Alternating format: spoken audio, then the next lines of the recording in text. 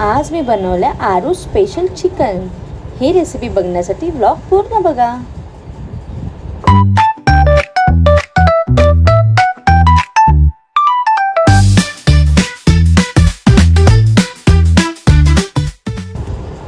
Good morning friends, welcome to my vlog nurse versus mom life day 31. So आजचा vlog होता थोडा special, थोडा crunchy आणि थोडासा बिझी बिकॉज आज स्कूलमध्ये होतं इन्स्पेक्शन. आता बोलाल की स्कूलमध्ये इन्स्पेक्शन आणि हे सर्व हो असतं ना, बरंच काही असतं. स्कूल नर्सेसलासुद्धा ह्या सर्व प्रोसेसमधून जावं लागतं.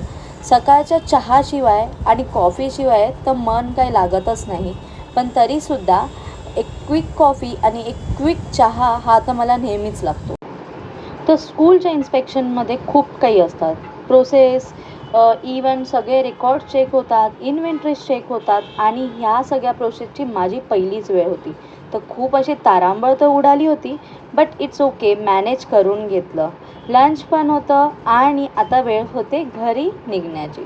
घरी जाताना एकच प्रश्न होता की आज आराध्यासाठी काहीतरी स्पेशल बनवायचं. आराध्यासाठी स्पेशल काय बनवायचं, तर तिला तर तुम्हाला माहितीच आहे की तिला चिकनशिवाय दुसरं काहीच आवडत नाही. सो मी विचार केला तिला जसं आवडेल त्या प्रकारे काहीतरी चिकनमध्ये वेगळं प्रोसेस यूज केली नाही, कॉमनली यूज केली, बट खूप टेस्टी आणि डिलिशियस झालं. तसं वाटलं चला सगळ्यांबरोबर शेअर तर करूया, थोडंसं जनरल रुटीन पण दाखवूया आणि स्कूल लाईफसुद्धा दाखवूया आणि गेस करा हा प्लेस. चला मग पटकन लागूयात का रेसिपीच्या तयारीला. घरी पोचल्यानंतर तर सगळ्यात पहिला माझा चिकू उठलेला असतो. दोघांबरोबर थोडं मस्ती करून, दोघांचा मेकओव्हर करून मग लागते मी चिकनच्या रेसिपीसाठी. बिकॉज खूप कमी टाईम असतो सगळं प्रिपेअर करायला, सगळं करायला. बाकी सगळं जेवण तर रेडी असतं, पण असं काही स्पेशल बनवायचं असेल सो खूप मेहनत लागते. तर ही होती रेसिपी. मी असे हे चिकन स्ट्रिप्सवाले कट करून आणले होते चिकनवाल्याकडूनच, बिकॉज घरी काही पॉसिबल झालं नसतं ते कट करणं किंवा त्या साईजमध्ये कट करणं. चिकन मस्त धुवून वॉश करून स्वच्छ पाण्याने थोडा वेळ गाळत ठेवलं आणि त्यानंतर अद्रक लसूणची पेस्ट टाकली. त्याच्यामध्ये थोडं लाल तिखट, अद्रक लसूणची पेस्ट तुम्ही तुमच्या चिकनच्या क्वांटिटीप्रमाणे, हे थोडं 1/2 किलो चिकन होतं सो मी त्याप्रमाणे अद्रक लसूण पेस्ट घरी बनवलेली आहे गाईज, बाहेरून विकत आणलेली नाही. सो त्याप्रमाणे मी अद्रक लसूण पेस्ट टाकली.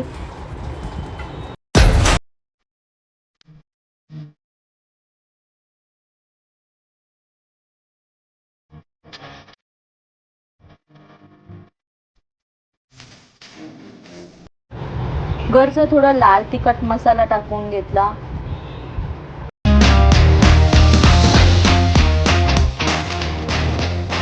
हळद टाकली, मीठ टाकलं. त्यानंतर दहीसुद्धा थोडंसंच टाकायचं, जास्त नाही टाकायचं. आणि असं थोडं क्रीमी असं दही घ्यायचं की ज्याच्याकडून सगळ्या त्या मिक्सरला आणि सगळ्या त्या चिकनला व्यवस्थित मॅरिनेट होईल. त्याच्याचबरोबर काही व्हिडिओ स्किप झाला आहे सो त्यामध्ये मी थोडासा चिकन मसालासुद्धा टाकला होता आणि लाल तिखट मिरची पावडर, जे काश्मीरी पावडर असते ना तीसुद्धा ह्याच्यामध्ये मी ॲड केली आहे. हे सगळं एकदम असं व्यवस्थित हाताने चांगल्या प्रकारे मॅरिनेट करून घ्यायचं. कोणाला हाताला जास्त तिखट सेन्सिटिव्ह वाटत असेल त्यांनी ग्लव्ज घालून किंवा प्लास्टिक ग्लव्ज भेटतात ते घालूनसुद्धा एकत्र केलं तरी चालेल. मी हे सर्व मॅरिनेट करून 10 to 15 मिनिटसाठी फ्रीजमध्ये ठेवलं होतं आणि तोपर्यंत मी बाकीचे सर्व कामं आवरून घेतली. बिकॉज सगळ्यांना वाटलं पाहिजे की बाबा ही फक्त काही तेच काम नाही करत, तर बाकीचे कामंसुद्धा करते. त्यानंतर थोडंसं त्याला डीप फ्राय करण्यासाठी इथे मी मैद्याचं पीठ, त्याच्यामध्ये थोडंसं हळद मीठ वगैरे टाकून घेतलं होतं आणि सो हे दोन्ही मिश्रण त्याच्यामध्ये डीप करून आणि त्यानंतर ते चिकन फ्राय करायचं.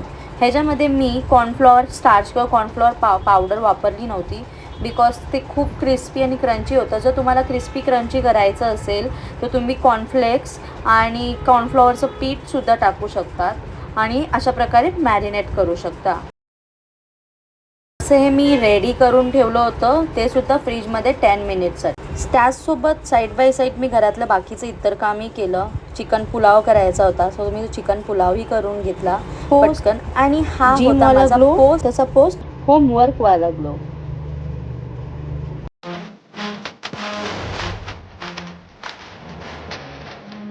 तर कसा वाटत होता माझा हा ग्लो? खूप छान ना? असाच ग्लो येतो सगळ्या बायकांना. त्यानंतर मी तेल गरम करत ठेवलं आणि चिकन मस्त फ्राय करून घेतलं. आता फ्राय थोडं स्लो फ्लेम गॅसवरतीच करायचं बिकॉज ते बर्न व्हायचे चान्सेस असतात आणि मग ते खूप कडू लागेल तुम्हाला मसाला. तो स्लो गॅसवरतीच असं एकदम मस्त क्रिस्पी आणि ब्राऊन कलरचं होईपर्यंत फ्राय करून घ्यायचं.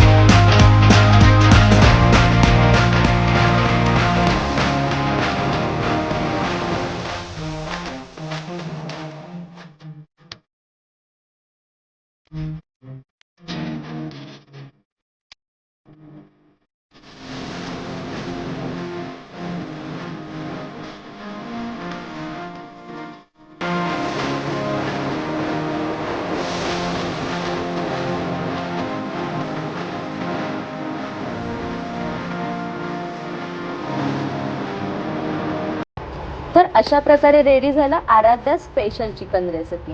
ह्याच्यामध्ये जास्त काही नव्हतं, पण मला कमेंट करून नक्की सांगा तुम्ही ट्राय केल्यानंतर कशी झाली होती ही रेसिपी ते. तर असा होता आजचा आमचा हा व्लॉग.